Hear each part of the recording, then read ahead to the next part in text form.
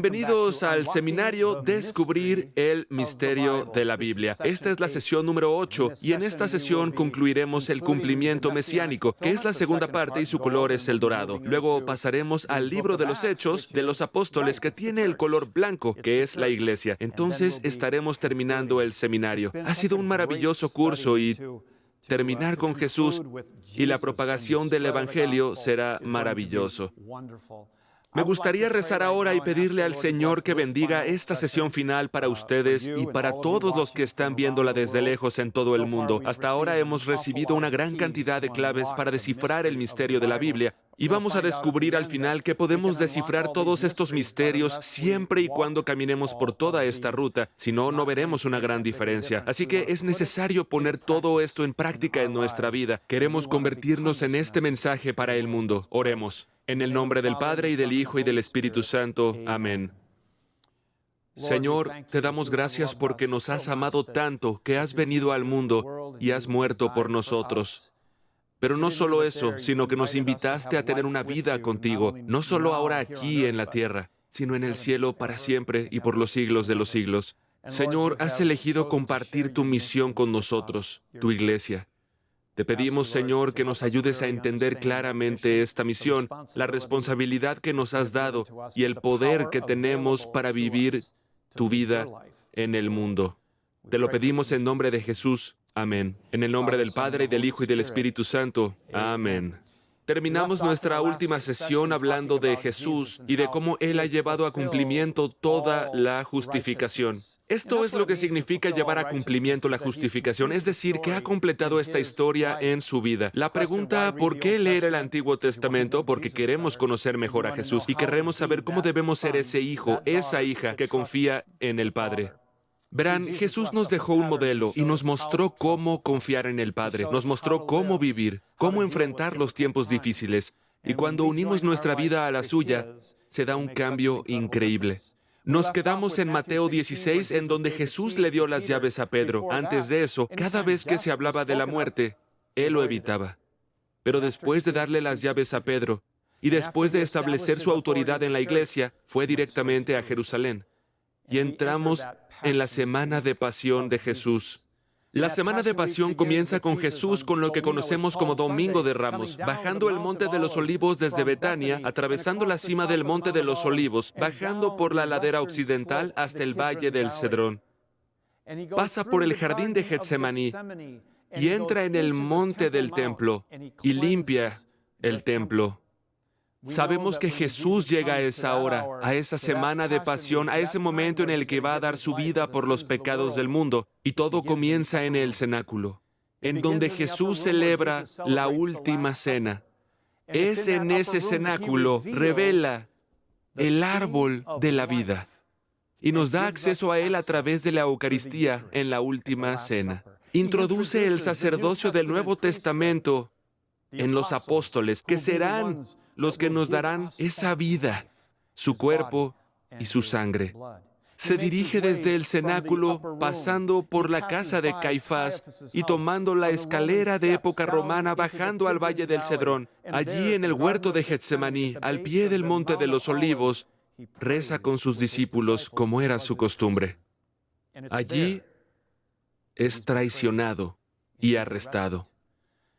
Pedro encuentra este hecho tan difícil que incluso le corta la oreja a Malco y Jesús lo cura. Este reino no es para eso.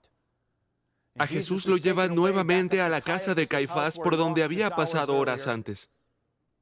Allí lo retienen. Luego lo llevan a la fortaleza Antonia en el monte del templo, la esquina noroeste, y lo presentan ante Pilato. Pilato lo envía a Herodes. Herodes lo devuelve a Pilato. Jesús es entonces condenado a muerte.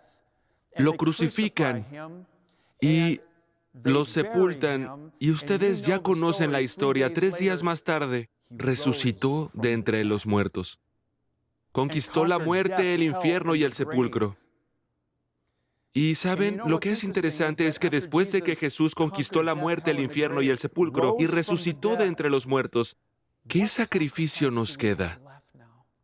Los rabinos enseñaron que cuando el Mesías viniera, todos los sacrificios cesarían, excepto uno. La ofrenda de Todá. T-O-D-A-H. La ofrenda de Todá, que en hebreo significa la ofrenda del agradecimiento. Todos los sacrificios serían eliminados cuando viniera el Mesías, menos la ofrenda del agradecimiento.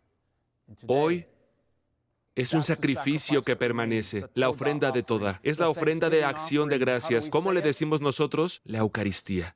Acción de gracias. La Eucaristía, porque la Eucaristía lleva a cumplimiento la resurrección, lleva a cumplimiento todas las ofrendas del Antiguo Testamento.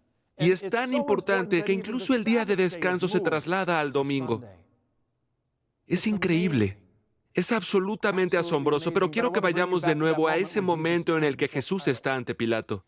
Él está ante Pilato. Y lo que tenemos que entender es que Jesús no viene y muere y dice, como si agitara una varita mágica o polvo de hadas o algo así como, tus pecados te son perdonados, me voy a olvidar de ellos. No, no lo hace. Él paga el precio. ¿Recuerdan la alianza rota en Éxodo capítulo 32? ¿Recuerdan en Éxodo 24 que Israel dijo, obedeceremos y haremos todo cuanto ha dicho Yahvé, y entraron en la alianza con Dios, pero luego rompieron la alianza en el capítulo 32 con el becerro de oro? ¿Recuerdan lo que dije antes en Génesis 15 cuando describimos la alianza con Abraham? Cuando se rompe una alianza, la pena es la muerte. En este caso con Israel y en el caso de nuestras propias transgresiones y pecados, ¿quién va a morir? ¿Tú o Dios? Jesús pagó el precio, está de pie ante Pilato. En la fiesta de la Pascua, en este tiempo de la Pascua, había una tradición entre los judíos y era que iban a liberar a alguien, y los romanos estaban de acuerdo, liberarían a alguien como símbolo de la Pascua y de la libertad. Parece una obviedad. ¿A quién vamos a liberar este año? A Jesús. ¿No creen que es lo correcto? Pero la gente dijo, no, crucifícalo. ¿Qué quieren que haga con este otro tipo? Jesús se paró junto a otro tipo, su nombre era Barrabás. Y dijeron, déjalo libre. ¿Qué quieren que haga con Jesús? Crucifícalo. Pero él no ha hecho nada malo. Crucifícalo. Yo me lavo las manos. ¿Recuerdan a los dos de pie ante Pilato? Esto no tenía ningún sentido para mí hasta que un día busqué el significado de Barrabás.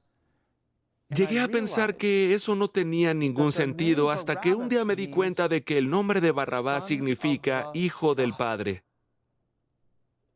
Ahí tienen a dos hijos del Padre, de pie ante Pilato, el totalmente bello, fascinante e íntegro hombre Dios, que es Jesús, el Hijo unigénito del Padre, y ahí tienes a Barrabás, un asesino y un insurrecto, digno de muerte. Los dos están allí,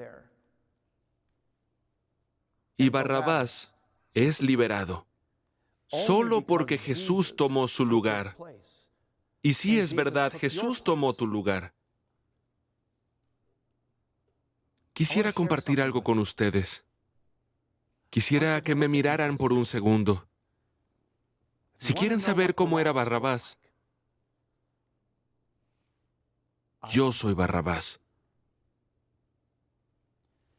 Soy el que era culpable y estaba muerto a causa de mis delitos y de mis pecados y en camino a la separación eterna de Dios.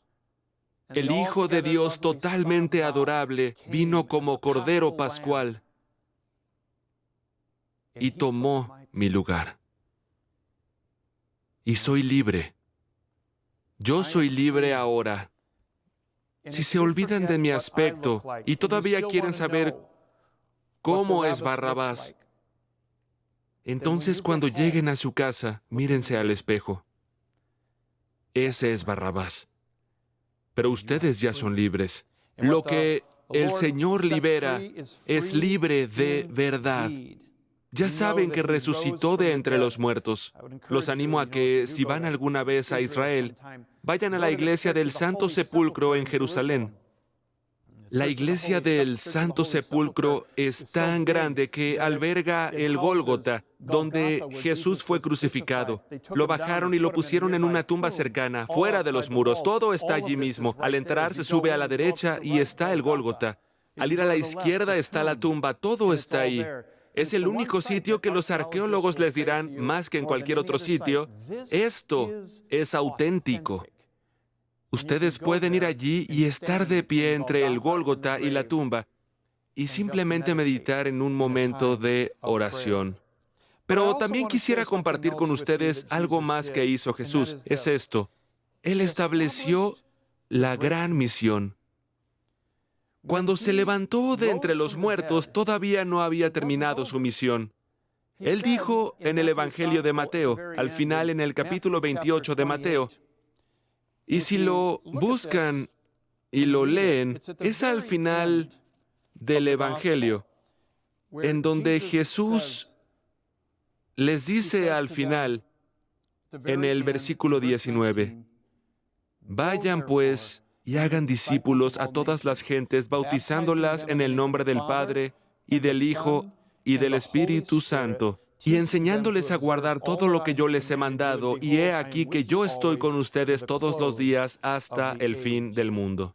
Cuando lleguemos al final del Evangelio y Jesús haya cumplido toda justificación, cuando haya establecido su reino y otorgado su autoridad, todavía no ha terminado su misión. Nuestra fe no consiste solo en saber todo esto. Nuestra fe no consiste solo en ser capaces de decir a otras personas lo que creemos. Nuestra fe consiste en convertirnos en seguidores de Jesús, en discípulos de Jesús que acogen su misión y que viven su misión, como dijo Pablo en Gálatas 2:20. Pablo lo dijo así y me encanta. Dijo, con Cristo estoy crucificado. ¿Entienden eso? Jesús murió por nuestros pecados. He muerto a mi viejo yo, he muerto a la carne. Ahora estoy vivo. Soy un nuevo ser. Dios ha hecho todas las cosas nuevas, me ha hecho nuevo. Ha hecho que todo en mí sea nuevo. Pablo dice, con Cristo estoy crucificado, y ya no vivo yo, sino que Cristo vive en mí. Esta vida en la carne la vivo en la fe del Hijo de Dios que me amó y se entregó a sí mismo por mí. ¿Entienden esto? Ahí es en donde los seguidores de Cristo están ahora. No son seguidores que estén diciendo, muy bien, tengo que averiguar todo lo que Él enseñó, porque si alguna vez me meto en un debate, tengo que saber todas estas cosas. Amo a mi hermano y a mi hermana, esto y aquello, y también lo necesito. No, yo soy un seguidor de Cristo. Él va a vivir en mí ahora, y su misión se llevará a cabo para difundir el Evangelio, para amar, para ser embajadores de Él, para llamar a la gente de regreso a la casa del Padre. Esa es hoy nuestra tarea. No existe un seguidor de Cristo que solo estudie. No existe tal cosa. No existen los discípulos a tiempo parcial. Se trata de estar totalmente comprometidos con Él. Lo que hace es que viene y nos da la fuerza para vivir el Evangelio. A mí me encanta lo que dice al final del Evangelio de Juan en el capítulo 20, versículo 21. ¿Qué dice? Dice así, como el Padre me envió, así yo los envío a ustedes. ¿A dónde? ¿A dónde me envía? Te envío a tu familia. Te estoy enviando a la gente de tu lugar de trabajo. Te envío a los que te encuentras en los aviones, en el centro comercial, en la gasolinera. Te pido que reces. Te pido que seas mi voz. Te pido que seas mis brazos. No soy solo una persona en esta tierra. Ahora estoy en todos ustedes. Estoy en todos ustedes y ustedes van a influir en el mundo. Jesús nos llama a una relación rabino-discípulo de intimidad y a convertirnos en seguidores de Él, no en fanáticos, sino en seguidores. Un seguidor disciplinado. Él dijo algo muy importante en un momento antes de la transición a la iglesia. Dijo en Mateo 11, 28 y 29, vengan a mí todos los que están fatigados y sobrecargados, y yo les daré descanso. Luego dijo algo en el versículo 29, que es un poco distinto para que lo escuche una persona moderna. Dijo, tomen sobre ustedes mi yugo y aprendan de mí, que soy manso. ¿Entienden lo que dice? Tomen sobre ustedes mi yugo y aprendan de mí. ¿Qué significa tomar su yugo? automáticamente pensamos en un yugo de madera que mantiene a dos bueyes juntos como un equipo. Hay algunas ideas interesantes allí, pero cuando un rabino dice toma mi yugo, ese no es el concepto principal. La idea principal durante el tiempo de Jesús, cuando un rabino decía toma mi yugo sobre ti, ¿saben qué significaba? Tomen mi visión del mundo. Vean el mundo de la manera en que yo lo veo y traten a la gente de la manera en que yo la trato. Vean a la familia y al matrimonio de la manera en que yo los veo. Vean el dinero de la manera en que yo lo veo. Vean a los heridos y a los desheredados, a las viudas y a los huérfanos como yo los veo. Vean la oración de la forma en que yo veo la oración. Tomen mi visión del mundo y vívanla. Tengo que ser honesto con ustedes y con todos los que están escuchando en todo el mundo, pues no hay ninguna diferencia. Hay muchísimas voces por ahí. Hay un montón de gente que está diciendo, sígueme, síganme, esta filosofía es la buena, este método holístico, esto otro. Muchos programas de televisión, un montón de gurús del pop en programas de entrevistas, defendiendo todo tipo de puntos de vista. Pero tengo que ser honesto con ustedes. No puedo seguir su visión del mundo. Cuando se opone a la visión del mundo de Jesús, no puedo seguirla y no puedo dedicarle mi tiempo. Hay mucha gente hoy en día que conoce más a los presentadores de programas populares de la radio que hablan de Jesús que a Jesús mismo. Es hora de que nos lo tomemos en serio para poder convertirnos en discípulos, no en creyentes y solamente creer, sino ser discípulos que sabemos que hemos sido redimidos y que hemos sido convertidos y que se nos ha dado una misión. Tomen ese yugo. ¿De quién es la visión del mundo que reflejan ustedes en su vida? La iglesia primitiva reflejaba a Cristo ante el mundo. No solo murieron a sí mismos, sino que se convirtieron en mártires. Pasamos al periodo color blanco, que es la iglesia, y vemos que es esta iglesia primitiva la que está creciendo exponencialmente, la que va a tener un poderoso impacto en el mundo. El color es el blanco, la parte narrativa está en el libro de los Hechos de los Apóstoles, los personajes claves son Pedro y Pablo entre los discípulos. En los Hechos de los Apóstoles, que están después de los Evangelios, el enfoque se traslada a nosotros, que somos el cuerpo místico de Cristo. Se desplaza hacia nosotros el cuerpo místico de Cristo. Una vez más, el cuerpo de Cristo no es un concepto teórico en donde tenemos a Jesús y luego somos el cuerpo místico de Cristo. Más bien significa que estamos todos juntos, unidos, como el Club de los Leones o algunos otros clubes, y nos reunimos y es genial ser y estar juntos, pero esto no es así. El cuerpo de Cristo significa lo que es. Él es la cabeza, nosotros somos el cuerpo. El cuerpo hace lo que la cabeza quiere hacer, la voluntad de la cabeza, el corazón de la cabeza, tal como lo fue la pasión. Somos el cuerpo de Cristo, que es la iglesia. Somos personas diferentes, somos una realeza, un pueblo santo para Dios, un sacerdocio real para Dios. La iglesia vive la vida de Cristo en la tierra. Así como Jesús vivió la vida de Israel, así la iglesia vive la vida de Cristo. Permítanme darles aquí una clave para descifrar el misterio. Hemos recorrido todo el Antiguo Testamento y luego nos dimos cuenta de que Jesús entra en escena y revive todo el Antiguo Testamento. Aquí hay una clave. En el libro de los Hechos de los Apóstoles, si lo leen con mucho cuidado, verán muchos sucesos en este libro que reflejan totalmente la vida de Cristo. Particularmente en los capítulos 1 a 12 van a ver al superapóstol Pedro. Luego, desde el capítulo 13 y hasta el resto de los capítulos, van a ver a Pablo. Permítanme darles una pequeña pista para descubrir el misterio. Pablo refleja perfectamente a Pedro, casi evento por evento. ¿Lo ven? No estamos solos. No están inventando su fe. No están solo leyendo la Biblia y diciendo, bueno, esta es la conclusión. Estamos siguiendo los pasos de grandes personajes que vivieron los pasos del gran rey. Y el gran rey siguió los pasos de todo Israel. Esta es una historia asombrosa que se ensambla. ¿Cómo es posible todo esto? ¿Cómo vamos a salir a cambiar el mundo? Me gusta lo que dijo Zacarías en el capítulo 4:6, en el contexto de la construcción del reino de Dios, dijo, no cuentan el valor ni la fuerza, sino solo mi espíritu. Leemos el libro de los Hechos de los Apóstoles y vemos de inmediato en el primer capítulo del libro que Jesús, si bien vino a establecer su reino, vino a darnos autoridad. También vino a cumplir toda justicia. Vino a darnos un ejemplo, a amarnos y a hacernos hijos de Dios. Pero Él se va. Dijo que lo haría. En el Evangelio de Juan dijo, yo soy el buen pastor, pero voy a irme y no los voy a dejar solos, no los dejaré huérfanos. ¿Saben lo que es un huérfano? Un huérfano es alguien que tiene el compromiso de hacerse responsable de sí mismo. Nadie se hace responsable por ellos. Él les dijo, no los dejaré solos. Por eso nos dejó a Pedro, por eso nos dio a los apóstoles, por eso nos puso en una familia. Eso es lo que Jesús vino a hacer. Nos puso en esta maravillosa, maravillosa familia. Y luego ascendió a la derecha del Padre. Y tengo que animarlos ahora mismo. No están solos, porque Él nos envió al Espíritu Santo. Lo que completa nuestro bautismo es que estamos bautizados.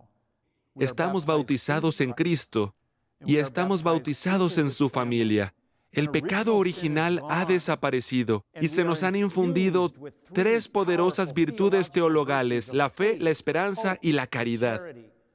En primer lugar, Jesús dijo, esperen en Jerusalén, también va a ocurrir algo más.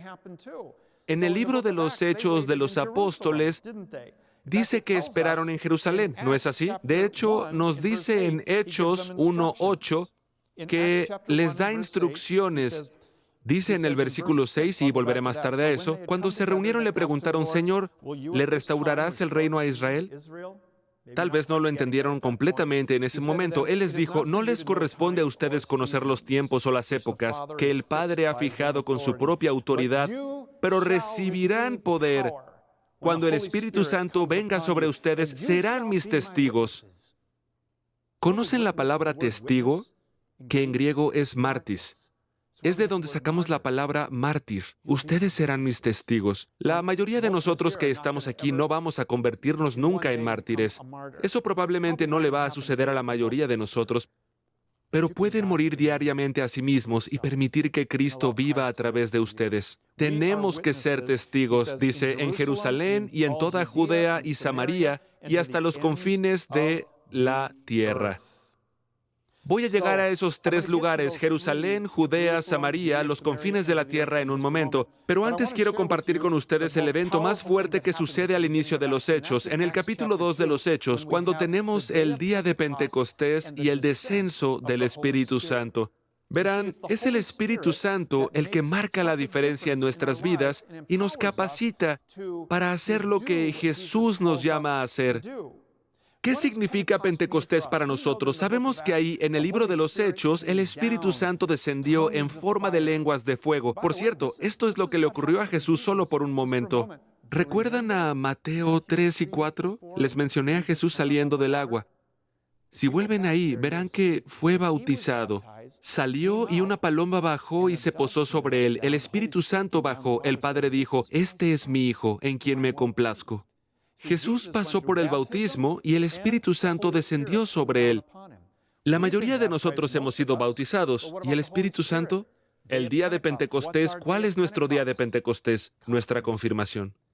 La confirmación es la investidura del Espíritu Santo. Pueden leer sobre esto en el párrafo 1285 del Catecismo, en donde se habla de que después del bautismo, el Espíritu te capacita para ser su testigo en el mundo sin avergonzarte del Evangelio. Así es como llegamos al mundo. Esta es la nueva evangelización. Las 3 oleadas. El libro de los Hechos, capítulos 1 a 8:3, narra el testimonio en Jerusalén. Hechos 8:4 a 12:25, el testimonio va a Judea y Samaria.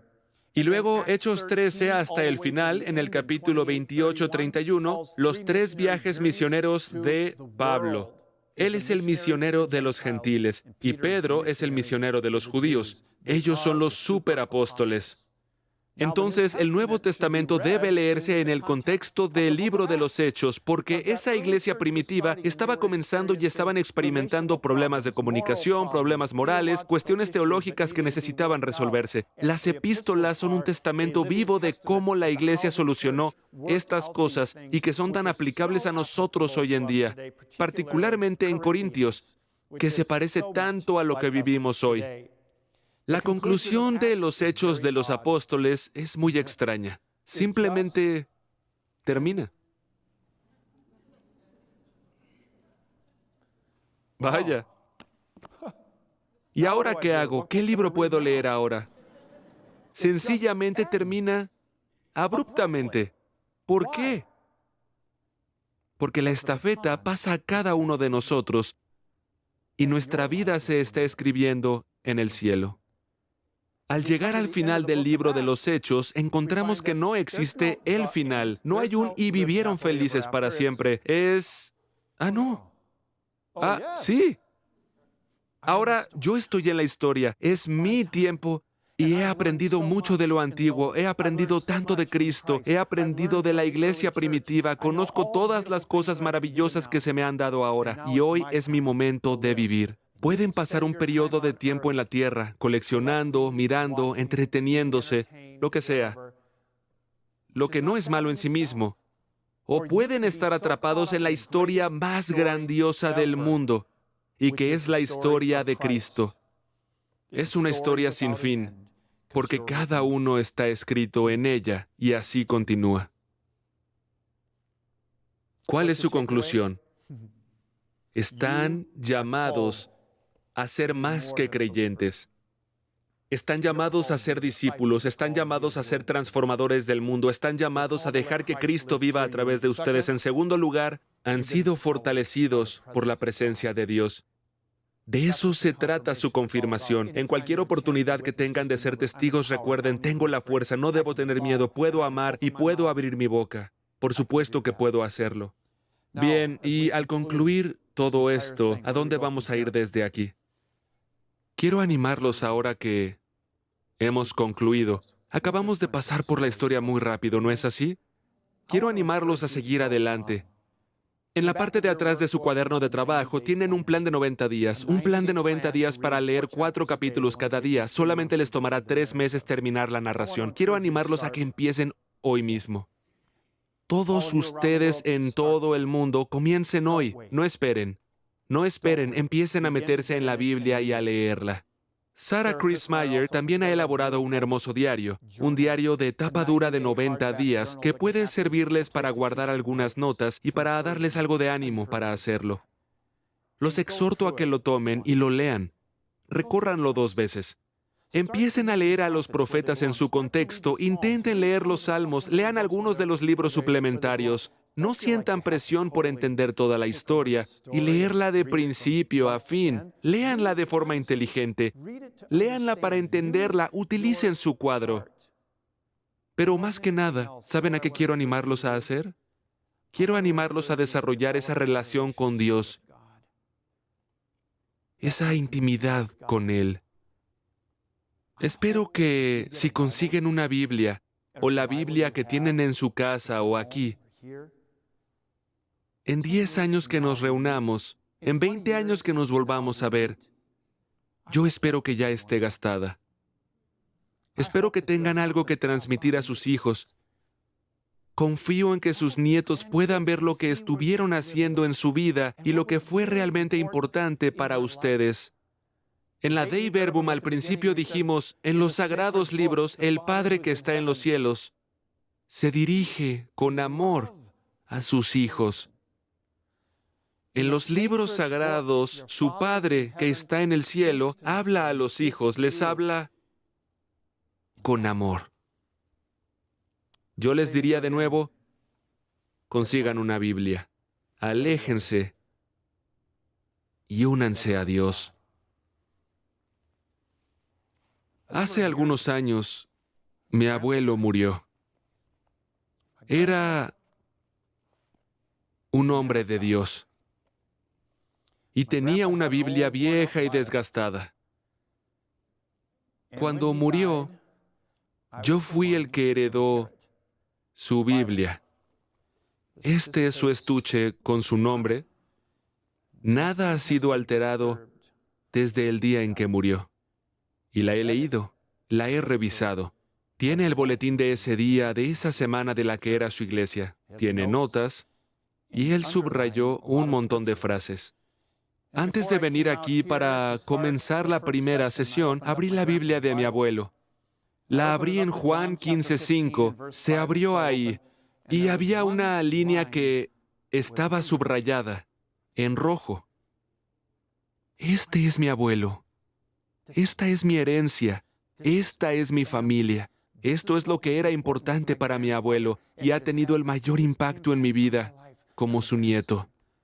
Y ese versículo dice, porque separados de mí, no pueden hacer nada. Salgan al mundo y hagan algo. Amén.